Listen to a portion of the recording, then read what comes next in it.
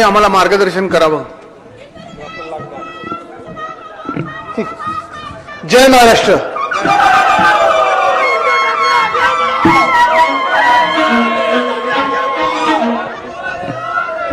आताच बस 4 जून बुकिंग आत्ताच करून ठेवा. आत्ताच ऐकत असताना विनायकराव साहेबांचं ऐकत होतो मी, भावी खासदारांचं ऐकत होतो मी, आणि बोलता बोलता त्यांनी सांगितलं की मला तिथे एक डुप्लिकेट नावाचं कोणतरी उभं केलेलं आहे समोरून. राऊत साहेब हे सगळीकडे त्यांनी केलेलं आहे. मग दक्षिण मुंबईत असो, अनेक वेगळ्या आपल्या महाराष्ट्राच्या मतदारसंघात असो, जिथूनही महाविकास आघाडीचे उमेदवार उभे आहेत, तिथे या भाजपवाल्यांनी असे लोक देऊन ठेवलेत जे डुप्लिकेट नावाचे आहेत, चिन्ह जवळची जवळ दिलेले आहेत. म्हणजे जर राष्ट्रवादी शरदचंद्र पवार साहेबांची काँग्रेस असेल तर तिथे त्यांना बरोबर तुतारीच्या जवळच अजून एक वेगळी तुतारीचा एक प्रयत्न केलेला आहे. जरा हा थोडा एक कुठचा तरी स्पीकर चालू करा ना, म्हणजे मला ऐकू येईल. पण हे सगळं होत असताना गंमत अशी आहे की डुप्लिकेट नावाचे लोक उभे करूनही ह्यांची काही मतं ह्यांना मिळत नाहीत. भाजपवाले जिंकत नाहीत ना एनडीए जिंकत आहे. आणि म्हणून आपल्याला हे बाहेरचे लोक आता येऊन शिकवायला लागलेत असली सेना कोण, नकली सेना कोण, असली राष्ट्रवादी कोण, नकली राष्ट्रवादी कोण.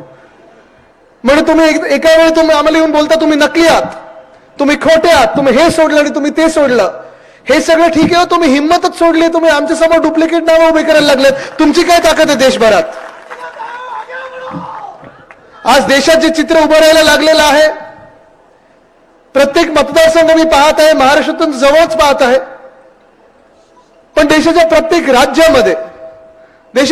राज्यामध्ये आपण पाहतो बदल हा घडत आहे, परिवर्तन हे होणार. आणि 4 जूनला आपलं सरकार दिल्लीत बसणार म्हणजे बसणार, हे आता ठामपणे आपल्याला कळायला लागलेलं आहे.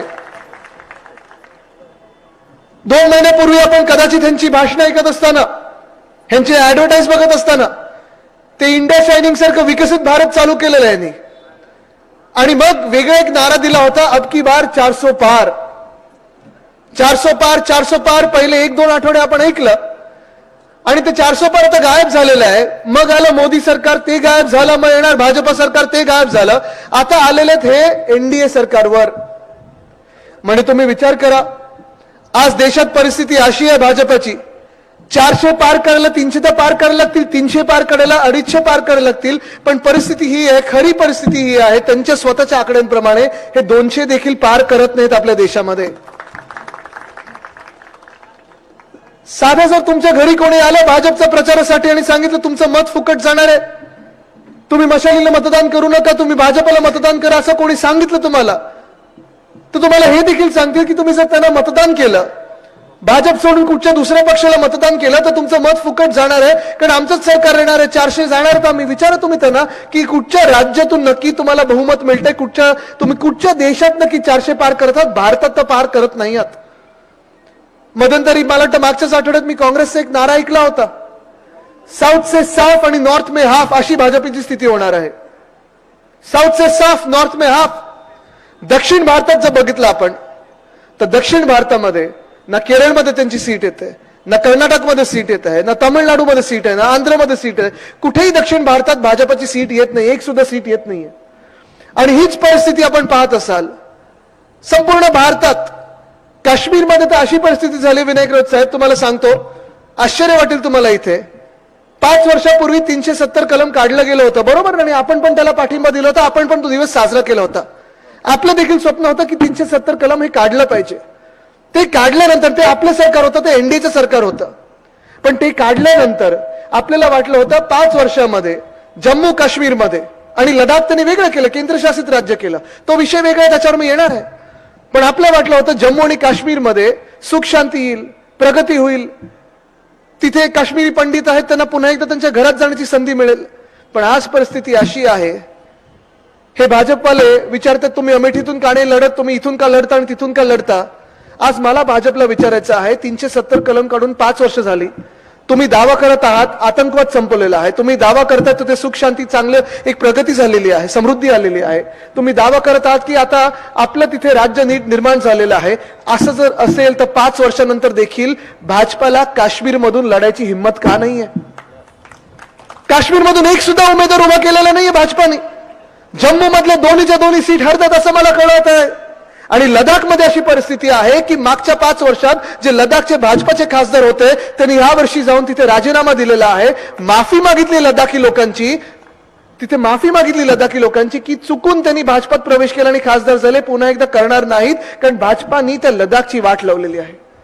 सोनम वांगचुक नावाची जी व्यक्ती आहे, आपण सगळ्यांनी ऐकलं असेल 3 इडियट पिक्चर मध्ये त्यांच्यावर तिथे थोडं काही घेतलं होतं त्यांचं. नंतर अनेक वेळा त्यांच्याबद्दल ऐकलेलं आहे. पर्यावरणासाठी लढत असतात, लडाखसाठी लढत असतात. तरी साधे प्रश्न उपस्थित केले होते भाजपाच्या या केंद्र सरकारला की लडाखमध्ये जे चीन घुसतं त्याच्यावर तुम्ही का बोलत नाही आहात? लडाखला जे तुम्ही वचनं दिली होती 5 वर्षापूर्वी, जेव्हा 370 कलम तुम्ही काढलं होतं, लडाखला सांगितलं होतं तुम्हाला वेगळे मुख्यमंत्री मिळतील, तुम्हाला वेगळं राज्य म्हणून आम्ही घोषित करू. 5 वर्ष झालेलं आहे, अजून वेगळं राज्य तुम्ही घोषित का नाही केलं? 30 ते 40 हजार लोक, लडाखी लोक तिथे रस्त्यावर बसले आहेत, उपोषण करत आहेत. पण भाजपाचा तिथे आता पत्ता नाही. भाजपला तिथे जायला तयार नाही कोणी, कारण त्यांना माहिती गेलं तर हे लडाखी सोडणार नाहीत, हे भारतवासी तिकडचे लडाख मधले सोडणार नाहीत, कारण भाजपाने जी जी वचनं दिली होती ती सगळी तोडलेली आहेत. एक सुद्धा वचन पूर्ण केलेलं नाहीये. दुर्दैव आपल्या देशाचं हेच आहे की केंद्र सरकार, आज आपण पाहतोय पंतप्रधान महोदय असतील, अनेक त्यांचे मंत्री असतील, गेल्या 5 वर्षामध्ये मणिपूर असेल किंवा महाराष्ट्र असेल, आपल्याला होर्डिंगवर दिसले, बॅनरवर दिसले, पेट्रोल पंपाच्या प्रत्येक होर्डिंगवर दिसलेले आहेत. पण मुळात आपल्या महाराष्ट्रात ना आले कधी, ना लडाखला गेले कधी, ना त्या मणिपूरमध्ये गेले. 370 दिवस झालेत मणिपूरला. 370 कलमबद्दल आपण बोलतोय, पण 370 दिवस झालेत मणिपूरला. तिथे महिलांवर बलात्कार होत आहेत, पोलिसांच्या हत्या होत आहेत, पोलिसांच्या बंदुका चोरले जात आहेत. तिथे दिवसा आपण पाहतोय लोकांच्या मुंड्या छाटल्या जात आहेत, पण तिथे भाजपला कोणी गेलं नाहीये, कारण तिथे दंगली सुरू आहेत आणि दंगली ह्या भाजपला आवडतात. मग त्या जातीमध्ये असो, धर्मामध्ये असो, जिल्ह्यामध्ये असो, कारण जिथे दंगली होतात तिथे भाजपची पोळी भाजते आणि त्याच भाजलेल्या पोळीवर भाजप आपल्या सत्ता गाजवत असते.